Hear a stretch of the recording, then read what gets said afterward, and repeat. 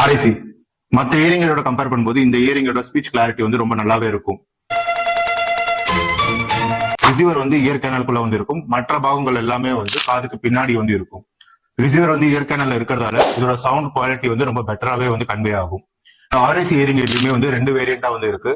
ஒன்னு வந்து battery type, இன்னொன்னு ரீசார்ஜபிள் வேரியன்ட். இதுல எல்லா விதமான லேட்டஸ்ட் ஃபீச்சர்ஸ் எல்லாமே வந்து அவைலபிளா வந்து இருக்கு. ப்ளூடூத், ரீசார்ஜபிள், வாட்டர் ரெசிஸ்டன்ஸ், அப்புறம் நாய்ஸ் கேன்சலேஷன் எல்லாம் இதுல வந்து பெட்டரா வந்து இருக்கும்.